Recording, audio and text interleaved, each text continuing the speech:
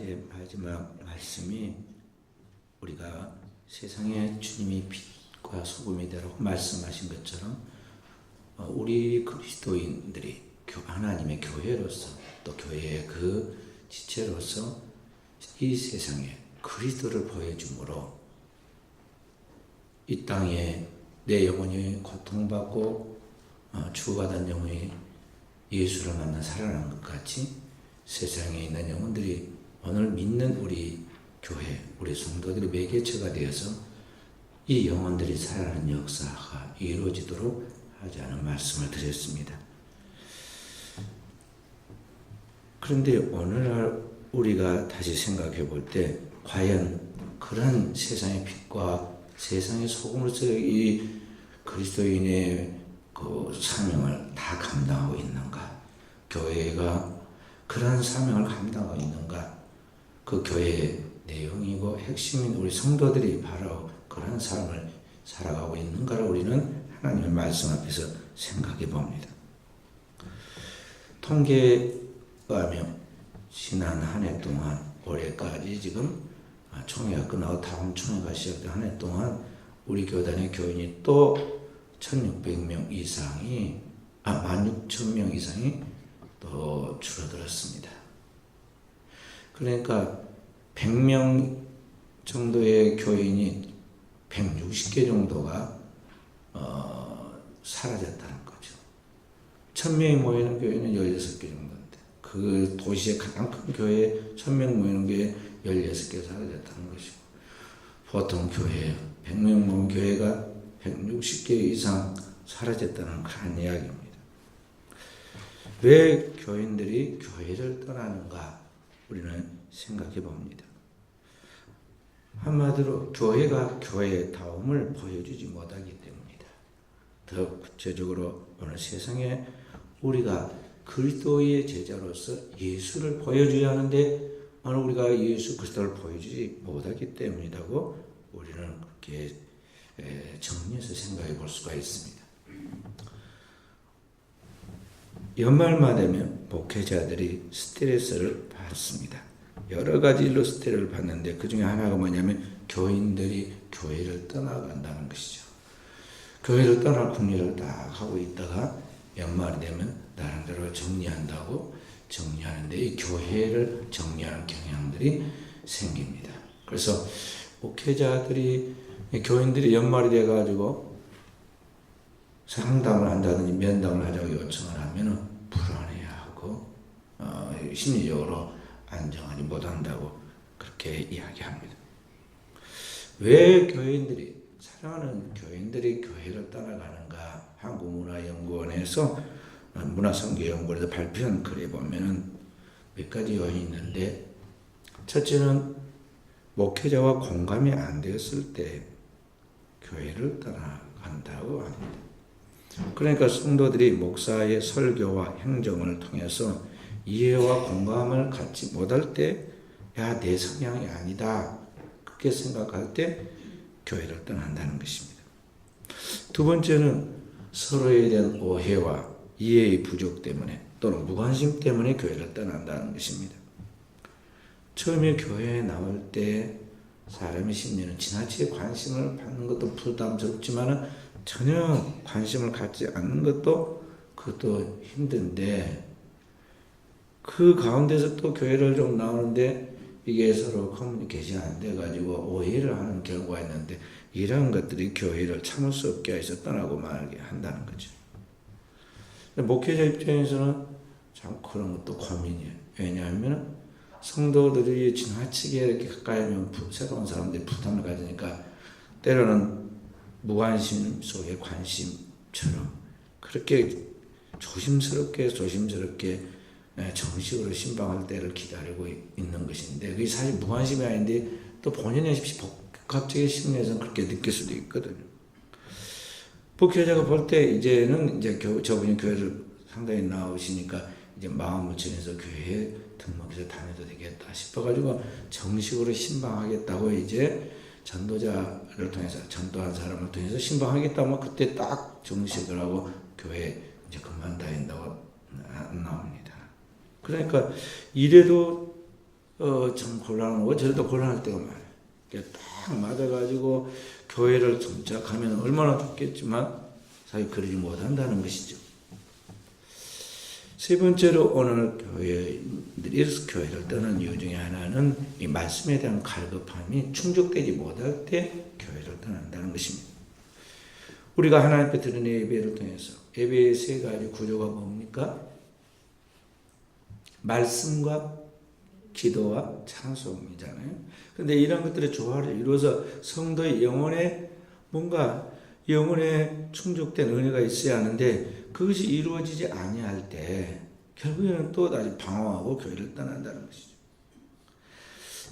네 번째는 성도가 교회에 와서 다니는 가운데 설 자리가 없다 그렇게 생각하고 교회를 떠난다는 거예요. 그러니까 내가 교회에서 봉사하는 자리에 다른 사람이 서 가지고 있고 그래서 나는 설 자리가 없구나 판단해 교회를 떠난다는 거죠. 그래서 교회 일꾼들이 부족하니 같이 일 좀 하면 좋겠다고 그렇게 요청을 하면 일할 사람 많은데요, 일하고 있는데요, 그렇게 이야기를 하면서 대다수 그렇게 행동하는 것을 볼 수가 있어요. 사실은 인생이란 한 자리에 영원하게 있는 것이 아니라 계속 성장하고 자라가는 것이죠. 그래서 오늘은 내가 이 자리에서 일했지만 다음에는 저쪽 가서 일해야 할 그런 상황들이 생기는데 그걸 인식을 못하는 거죠. 젊었을 때는 젊었을 때 서서 일하는 그런 자리가 있죠. 그리고 나이가 들어가면 또 다른 자리로 옮겨서 그 일을 하는 것인데 교회에서도 역시 마찬가지로 젊은 날에는 이제 아이들하고 여러 가지로 이제 코드나 성향이 맞기 때문에 이제 아이들을 가르치거나 찬양들을 하거나 뭐 이런 역할들을 하죠. 그런데 이제 다 새로운 일꾼들이 자라가면은 그들에게 그 일을 맡기고 그들이 일할 수 있도록 길을 통로를 또 자리를 만들어 두고 뒤에서 격려하고 관리하고 잘 되도록 칭찬하고 또 그렇게 헌신할 수 있도록 그 뒤에서 이렇게 후원을 해주면서 이런 역할을 가야 하는데 어느 날 갑자기 내 자리를 뺏겼다고 생각해가지고 시험에 든다는 거죠.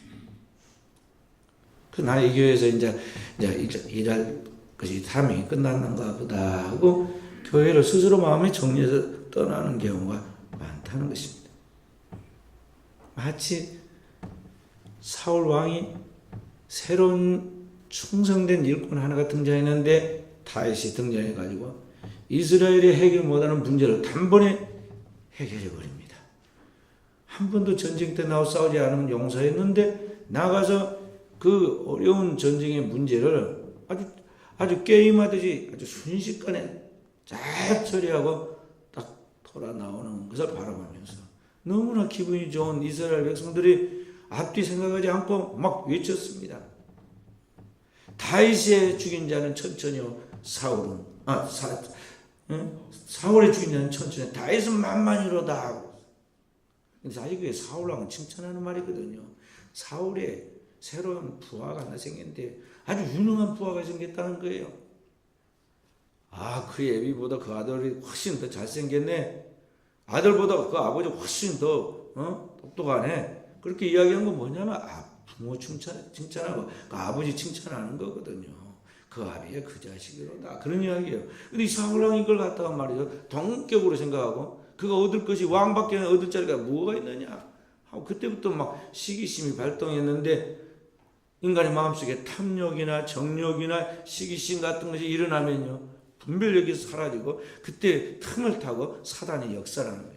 그럼 그때부터 사울에게 악한 영이 침투에 들어가가지고 분별력을 잃고 적과 동지를 구별하지 못하고 자기에게 가장 필요하고 중요한 하나님이 붙여준 일꾼이 다해서 죽이라고 일생을 허비하고 낭비하다가 결국에는 자기 판 함정에 자기가 빠져가지고 파멸하잖아요. 교회도 그럴 수가 있다는 거죠. 마음속에 있는 시기, 그 질투는 성경에 뭐라고 그랬어요? 그 기세가 음부에서 나느니라. 지옥의 불과 맞먹는다 이 말이에요. 파멸로 가는 거예요. 그리고 우리 교회 생활하는 사람들은 항상 교회의 본질인 예수의 정신을 따라서 오늘 예수 그리스도가 살아가셨던 그 그리스도의 그 정신을 가지고 그 사상과 그 영을 가지고 살면서 그리스도처럼 살아야 돼요. 주님은 이 세상과 세상에 있는 것들 본받지 않고 높은 자리를 원하는 그들에게 낮은 자리로 내려가고 으뜸이 되기를 원하고 왕이 되기를 원하는 그들 앞에서 종이 되고 그냥 단지 제스만한 것이 아니라 십자가에서 죽기까지 자신을 내어주신 그 그리스도처럼 오늘 우리는 그런 정신으로 교회를 섬기고 하나님의 교회에서 충성해야 한다는 것입니다. 은혜 받은 사람 다 그래야 돼요. 세례 요한이 그는 흥하여야 하겠고 나는 쇠하여야 하리라. 주님이 높임을 받도록 하기 위해서 자신은 지금 정리되고 뒤에서 주님 오시는 길을 예비하는 광야의 소리로서 역할을 다 감당했으면 이제는 떠날 때가 왔다는 걸 알고 딱 준비해가지고 주님을 높이는 그러한 배경 역할을 하고 끝마치잖아요. 그런 정신이 우리에게 있어야 한다는 것이죠. 그러려면 오늘 우리는 내가 누구인가에 대하여 어떤 존재인가에 대한 자신에 대한 이해, 자기에 대한 정체성을 분명히 할 때 우리는 늘 나 같은 죄인 구속하여 하나님의 은혜가 너무 귀하고 감사한 줄 알고 내 설 자리가 어딘 줄 알고 충성할 수 있는 것이죠. 제가 젊은 날에 미국의 하버드 대학에서 공부를 했는데요. 세계에 있는 흑인들이 가고 싶어하는 대학이에요. 흑인 대학이에요. 그래서 그 대학에는 흑인 신학을 가르치고 예수를 블랙 지저스, 흑인 예수라고 부르고 그렇게 그림들을 다 그려놓고 책도 그렇게 써놓고 그렇게 합니다. 이 흑인 교회에 가면은요, 흑인 교회는 1년에 한 번씩 영혼의 양식을 먹는 의식을 행하는데 그게 뭐냐 하면은 미국의 아프리카에서 잡혀온 흑인들이 노예로서 얼마나 천대받고 고통받으면서 그렇게 생활했는가를 기억합니다. 그들은 그때 당시에 그 먹었던 음식들을 생각하면서 백인들이 다 잡아먹고 고기 구워 먹고 난 다음에 그 버려버린 내장들을 깨끗이 씻어가지고 거기다가 들풀 집어넣어가지고 죽거리에서 먹었던 그 생각하면서 그 지금 발달되는 이 시대에도 똑같이 옛날 그 조상들이 먹었던 돼지 내장을 씻어가지고 들풀을 넣어서 끓여서 그 꿀꿀이죽 같은 것을 영혼의 양식이라고 부르면서 교회에서 목사와 성도들이 그걸 먹고 양손을 높이 들고 하나님을 찬양을 합니다. 흑인들은 그냥 가만히 찬양이 아니라 막 몸을 흔들면서 리듬을 맞춥니다. 설교를 들어도 그냥 가만히 듣는 게 아니야. 아멘 막 하고 얼마나 막 리드미컬하게 잘 호흡을 맞추는지 몰라요. 그렇게 한 이유가 뭘까요?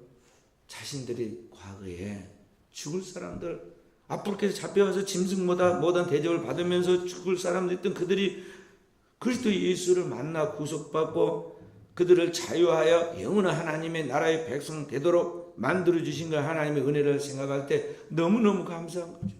그래서 그 흑인들의 영가가 찬송가 305장에 나온 나 같은 죄인 살리신 찬양. 테러 사건 때 추모하러 갔던 오락 버마바 누구야? 대통령 오바마인가 버락 오바마 대통령이 Amazing Grace 찬양을 막 부르잖아요. Amazing Grace how 뭐 그러면서 막 찬양을 합니다. 그게 흑인들이 부르는 찬양, 흑인들이 부르는 찬양.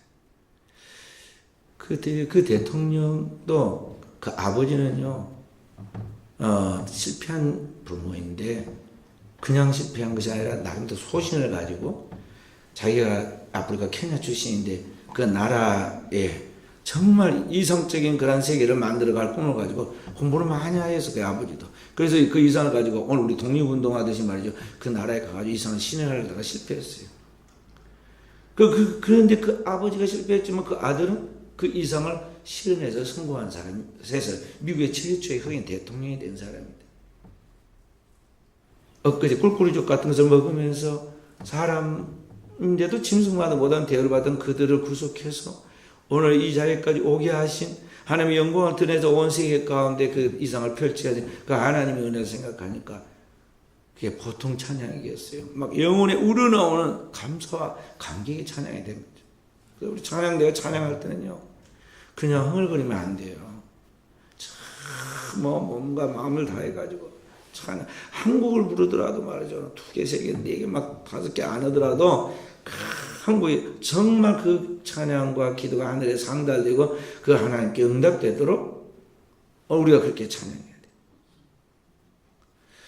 오늘 우리가 가만히 우리도 생각해 보세요. 내가 누구냐 하는 거죠.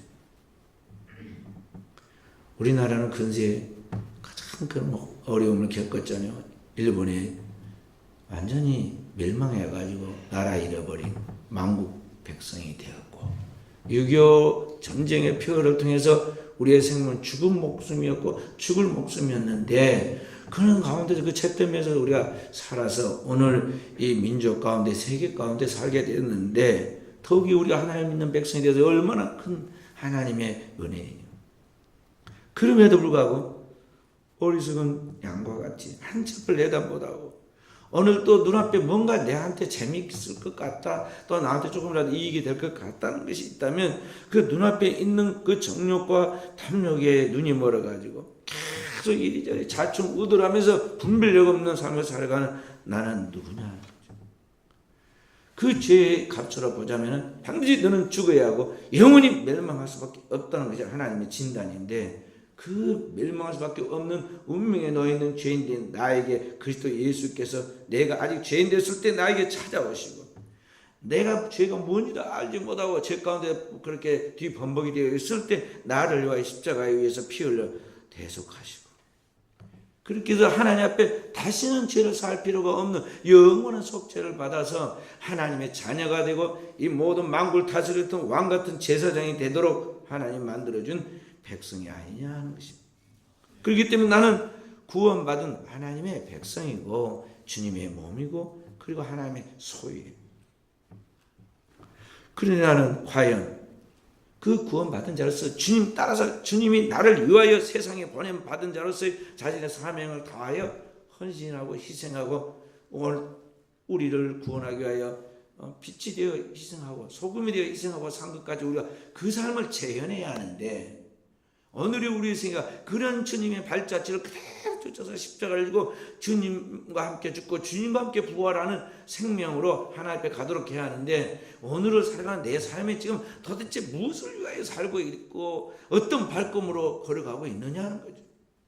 그리고 이게 뭔가 말씀과 이탈되어 있고 잘못되어 있다면 100명 중에 99명이 다 가도 그가 진리가 아니다면 우리는 빨리 돌아서야 돼요. 하나님의 교회를 통해서, 예배를 통해서, 말씀을 우리가 들은 가운데, 또 우리가 성경 읽는 가운데 이것이 아니다 싶을 때는 빨리 즉각적으로 돌이켜야 하거든요. 그런데 우리는 다 그렇게 하던데요. 다른 교인들도 다 그렇게 믿던데요. 목사님도 그렇게 하면서 그러네. 막 하면서 자꾸 빠져나갈 생각과 궁리를 한단 말이죠. 그리고 자신을 행동을 합리화해. 그리고 언제 우리가 진정한 그리스도인으로 서겠어요? 주님은 우리에게 너희는 새로운 피조물이라. 그리스도 예수 그리스도를 알고 믿고 거듭나기 전 이전에는 그렇게 살았지만 그리스도 예수를 만나고 난 이후에 우리의 삶은 새로운 피조물로서 뉴빙, 새로운 존재로서의 삶을 살아야 돼요. 그런 의미에서 우리는 그렇게 되어지지 못한 것에 대하여, 그리고 그렇게 되고 싶은 열망을 가지고서 우리는 끊임없이 오늘 개혁해 가야 돼요. 그게 개혁교회. 오늘 우리 개혁교회는 교회와 함께 그 지체인 우리 성도들이 늘 우리는 하나님의 말씀을 통해서 자기를 개혁해 가야 한다는 것이죠. 그래야 세상이 변화하는 거예요. 기원후 325년에 로마의 콘스탄틴 대제가 기독교를 공인해 준 후 교회는 지하 카타콤에서 이제 성 밖 높은 곳에 올라서서 성의 가장 좋은 위치에 교회를 세우고 왕부터 모든 성도들이, 백성들이 다 교회에 나와서 하나님 앞에 예배를 드리는 그런 생활을 통해서 이래야 교회가 어마어마하게 부흥을 합니다. 성장을 하죠. 아니 국가가 교회가 국가가 되는 세계가 되었습니다. 한 나라만 그런 것이 아니라 당대의 세계가 다 그렇게 되어졌죠. 그렇게 되니까 교회가 질적으로 더 좋아야 하는데요. 교회가 매너리즘에 빠집니다. 그리고 부패해져 갑니다. 교회가 사는데 이제 아주 너무 영악해져 가지고 세상과 타협하면서 교회다움을 잃어갑니다. 그래서 어떤 결과가 나타나냐면 교회 이제 성직자들 너무 대우를 받고 그 교회 성직자들 이 사회에서 최고의 좋은 신분과 위치를 차지하게 되니까 교회의 성직자의 자리를 매매하는, 돈 주고 사고 파는 현상이 생겼어요. 그리고 경건에 힘쓸 필요가 없이 교회가 막 저절로 다 힘쓰고 다 되어지고 재정은 풍부하니까 교회가 부도덕하게 타락해가고 세속의 권력을 추구해가는 세속성으로 나아갑니다. 그래서 교회다움의 그 거룩한 영성을 잃어버리게 되고 겉으로는 공룡처럼 커졌는데 내면에는 완전히 허약한 마치 기형아처럼 완전히 힘을 못 쓰는 그러한 무기력한 현실에 빠지게 되었다는 거죠. 그래서 중세교회 1074년대 교황 그레고리 7세는 가만히 신앙을 생각해 보니까 이거 아니다 말이죠. 이건 신앙에게 본질과 너무나 이탈되어 갔다는 걸 두려움을 느끼고는 이 그레고리 7세가 교회를 개혁하기 위하여 이제 시도를 합니다. 그래서 성직자들부터 먼저 자정하도록 도덕적 개혁에 나팔을 불고 열심히 노력했지만 한번 무너지기 시작하고 부패하기 시작하는 그 교회들이 이 교황 한 사람이 뭐라고 막 칙령을 내리고 교서를 갖다가 발표한다고 해서 이게 바꿔지를 않아요. 한번 비탈에 서가지고 미끄러지면요 쉽게 멈출 수 없은 것 같이 이 세상에 막 급속도로 타락해가지고 머무르지 않습니다. 그래서 교회의 다음을 잃고 세상 속에서 권위를 잃어가게 되죠. 그 상태가 너무너무 심각해가지고 결국에는 1517년에 종교개혁이라는 것이 내부로부터 일어나게 되죠. 원래 마르틴 루터는 우리가 잘 아는 대로 카톨릭 신부이고 수도자였단 말이죠. 그런데 성경을 읽어보니 성경의 내용을 읽고 기도하면서 살펴보니까 이거 아니거든요. 하나님의 말씀과 너무나 동떨어진 현대 교회의 모습도 교회의 전통과 교회의 모든 조직과 운영과 그래서 그 모든 내용들이 너무나 성경의 본질과는 이탈되는 걸 바로 보면서 이 교회의 개혁을 이제 시도하기 시작하죠. 중세교회는 뭐냐면 에드폰테스 본질로 돌아가라 하는 말이에요. 본질로 돌아가. 하나님의 말씀, 교회의 다음으로 찾아서 나가야 한다는 거죠. 500년 전에 그렇게 종교개혁을 시작해서 인류의 역사 속에 새로운 빛을 비추기 시작했는데 500년이 지나가면서 또다시 교회가 세속화되고 오늘날 교회의 다음을 이뤄가고 있어요. 그렇기 때문에 오늘 우리 성도들은 우리 한국교회와 함께 우리 성도들은 오늘 이 교회의 바로 그 구성 멤버이고 지체인 나부터 하나님 앞에 개혁해 가도록 변화해 가도록 우리는 끊임없이 하나님의 말씀을 거울 삼고 그 하나님의 말씀을 읽고 듣고 그것을 붙들고 기도하는 가운데 오늘 본래의 하나님의 형상과 모형으로도 주님이 우리에게 주셨던 그것을 찾도록 해야 한다는 것입니다. 할렐루야. 경북 안동교회 원로 목사님이었던 고 김광희 목사님이 뭐라고 말씀했느냐면 목사가 가는 대로 교회가 가고 교회가 가는 대로 민족이 간다 그랬어요. 이 안동교회는 유명한 우리식으로 말하면 보수적인 전통교회인데요. 총회장이 김광희 목사님도 나왔고 그 위에 그의 제자 중에 김기수 목사님이 총회장을 하게 하고 그런 교회예요. 아주 굉장한 시골 교회면서도 굉장한 교회인데요. 이 교회가 뭐냐는 것을 지금 이야기를 합니다. 그래서 오늘 우리 교회 공동체가 이제 가만히 생각해 봐야 합니다. 나 하나쯤이 아닙니다. 내가 목사 가는 대로 교회가 간다 하는 말씀처럼 말이야. 내가 되어지고 내가 가는 대로 가정이 가게 되고 내가 되는 대로 또 내가 가는 대로 그 마을이 변화하게 되고 오늘 우리가 되어진 만큼 오늘 우리 민족이 되어진다는 것을 우리가 생각하면서 다른 사람을 보고 그것에 대하여 비판하고 헤아리고 그것을 질책하기보다는 나를 보라 하는 거죠. 내 눈 속에 티를 보라 하는 거예요.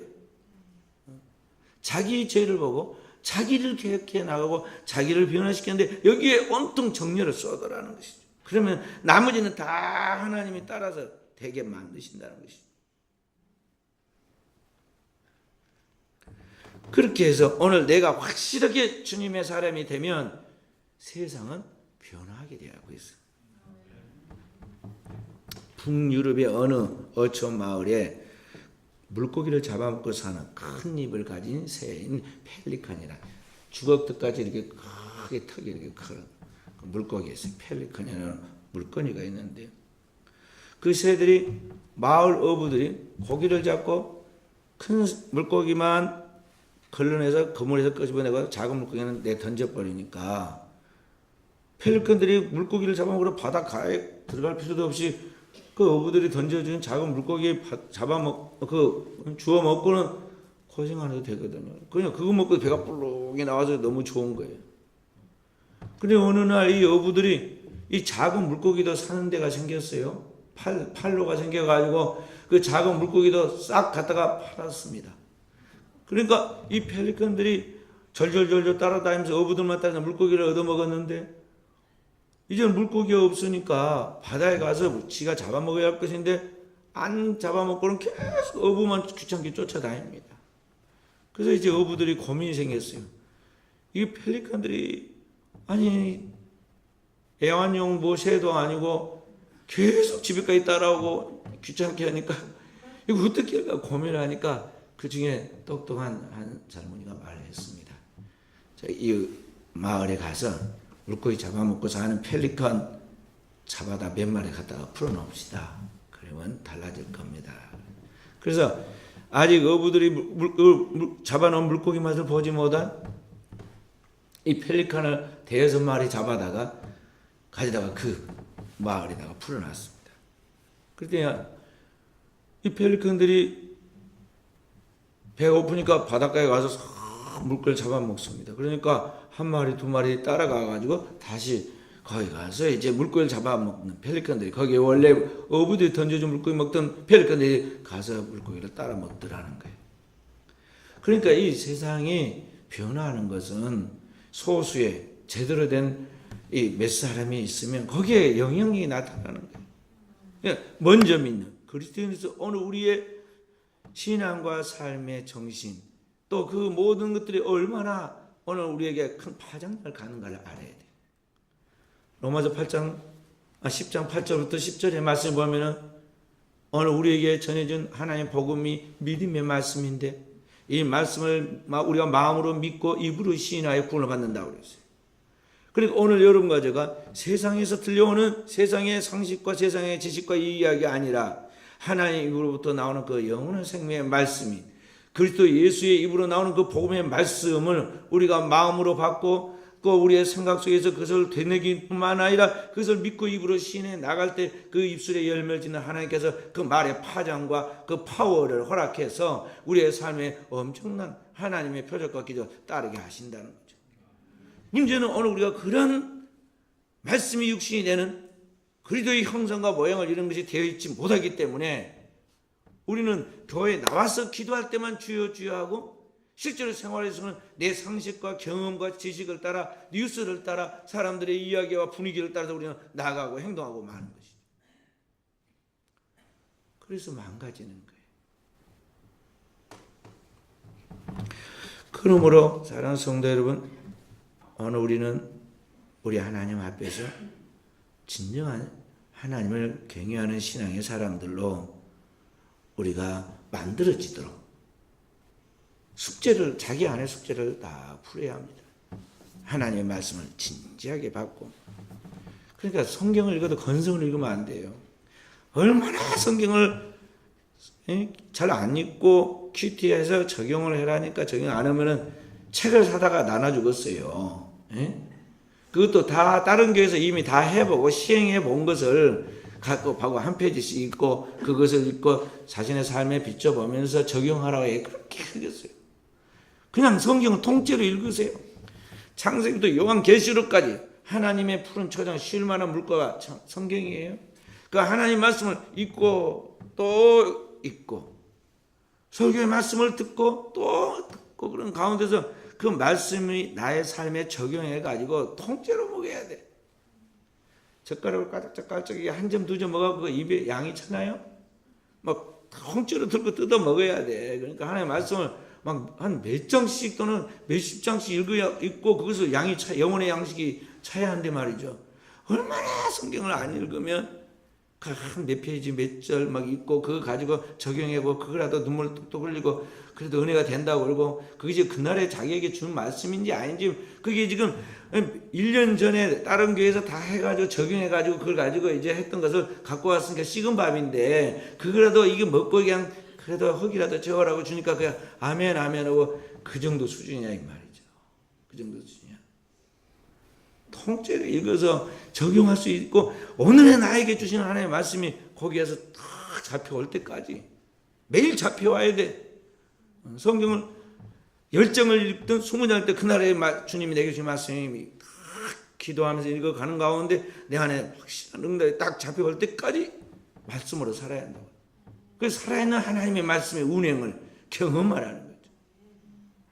그렇게 하는 가운데 어느 날 영적으로 키가 쑥 커지는 거예요. 그럼 영적인 지식과 통찰력이 다 생깁니다.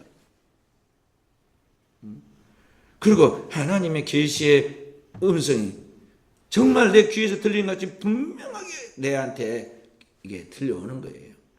들려. 그렇게 해서 그리스도인은 땅에 살고 있지만 하늘에 속한 사람으로서 영적인 삶을 살아가고 성령이 이끄신 대로 성령이 교회가 말씀하는 그 음성을 따라서 살아가는 것입니다. 이렇게 살아야 우리가 이 세속 사이의 거대한 물결 속에서 동화되거나 거기에 휩쓸리거나 거기에 악의 도가 되지 아니하지. 만약 그렇지 않고 우리가 지금 사는 나이로 살면요 결국에는 세상과 함께 파멸하고 마는 거죠. 역사는 지금 종말의 때에 확실하게 주님 오실 때 가까워 왔어요. 이스라엘 나라는요 트럼프가 예루살렘을 수도라고 공인해주고 이스라엘의 수도로 공인하고 대상을 그쪽으로 옮겨주고 나가니까 그 이스라엘 나라는 뭘 한지 아세요? 지금 동전을 만들 때 고대 이스라엘 나라를 저기 페르시아에서 해방시켜서 예루살렘으로 돌아오게 했던 이 이방 왕 고레스 왕의 화상과 오늘날 이스라엘을 완전하게 지금 새롭게 만들어 가고 있는데 도움을 주고 있는 이 트럼프를 똑같은 고레스 같이 생각하고 두 사람을 하나의 동전에다가 화상을 지금 해서 동전을 만들고 있어요. 그리고 뭘 요구한지 아세요? 예루살렘 성전을 트럼프에게 지을 수 있도록 그렇게 해달라고 지금 요청을 하고 있어요. 예루살렘 성전이 이제 재건되면 그때가 종말이야. 끝이야. 끝이야. 그런 단계에 와 있어. 모든 것이 지금 극도로 영적인 것과 이 육적인 것이 엄청나게 진보해가지고 지금 딱 맞닿는 순간에 와갖고 있는 그때 지금 우리가 살고 있다고요. 그래서 정신을 차리고 하나님 앞에 깨어있지 않으면 분별력이 없어가지고 이 시대에 잘못된 영과 이 거짓 선지자들과 적그리스도의 미혹을 받아서 우리가 잘못된 판단으로 나아갈 수가 있다는 걸 알아야 돼. 깨어있어야 돼. 지금으로부터 2800년 전에 LA 사는 그의 종 키아 씨에게 이야기해. 지금이 금을 받고 은을 받을 때냐? 하나님의 복음을 전하고 복음으로 지금 땅끝까지 이방에 선교를 해야 할 그런 결정적 순간에 네가 지금 은 2달란트 옷 2벌 때문에 하나님의 일을 지금 망치고 있다. 나만의 문둥병이 너에게 들어갈 것이다. 그 자리에서 눈과 같이 휘어져 버리는 그 문둥병인 대로 자손만대 부끄러운 후손이 되고 말지 않아요. 지금 이 시대에 우리는 그보다 더 긴박한 종말의 시대에 살고 있단 말이죠. 사도 바울은 보라 지금이 은혜 받을 만한 때고 보라 지금이 구원의 날이라고 그랬어요. 지금이에요. 내가 살아 숨쉬고 두 발을 땅에 딛고 내 의식으로 내가 생각하고 말하고 행동하고 있을 때 내가 삶의 목적을 정하고 내가 달려갈 수 있을 때, 주님 앞에 응답할 수 있을 때, 지금이 곧 하나님 앞에서 내 은혜로 영원한 생명을 결정지을 순간이라는 거죠. 그 나로 말미암아 또 다른 생명들을 주께 인도할 수 있는 복음의 통로가 될 수 있는 순간이에요. 그런 의미에서요, 주님 앞에서 보면은 이 세상의 기업도 국가도 아무것도 아니에요. 천하보다 귀한 것은 생명이니까. 주님이 그것을 위하여 오신 것 같이 내가 이를 위하여 왔노라 하고 전도하신 것 같이 오늘 우리도 이 주님의 지상 명령을 따라 우리의 삶의 프라이어리티를, 우선순위를 여기다 두고 달려가야 한다는 것입니다. 오늘 또 깨어있는 우리 순천 은혜교회 성도들이, 저와 우리 성도들이 이러한 정신에서 이탈되지 않도록, 또 이 세상의 어둠에 거기에 파묻히지 않도록 하나님의 진리의 빛을 굳게 붙들고 그 빛을 비추고 나아감으로 이 세상의 길을 잃고 방황하는 영혼들의 길잡이가 되고 생명을 공급하는 수완제가 되어서 하나님의 영광 드러낼 수 있기를 주의 이름으로 축원드립니다. 존귀하신 아버지, 오늘 또 말씀 받고 기도하는 주의 종들의 머리 위에 안수하여 주시고 영혼의 불을 붙여주시고 영혼의 안목을, 영혼을 띄워주시고 영혼의 통찰력을 주시고 영력을 주셔서 오늘 또 하나님께서 세상에 보낸 하나님의 사람들로서 사명을 감당하게 하옵소서. 오늘 교회는 부름을 받은 공동체며 또 세상에 보냄을 받은 세상에 속하지 않는 공동체를 늘 의식하게 해주시고 그 교회의 주인공으로서 내가 어떤 삶을 살고 있는가를 늘 자성하여 회개하며 주님의 그 거룩한 뜻대로 살기를 갈망하고 그 말씀을 붙들고 기도할 때, 그 말씀을 믿고 기도할 때 오늘 또 주의 삶 속에 하나님의 구원의 은사 따르는 표적, 그 하나님의 능력과 축복들이 주의 종들을 만족하게 할 뿐만 아니라 자손만대 영원한 축복을 받게 하며 주의 종들을 통해서 세상이 하나님의 영광을 보는 환희가 이루어지도록 축복하옵소서. 이루어 주심을 감사드리며 모든 말씀을 구주 예수님 이름으로 기도하옵나이다. 아멘.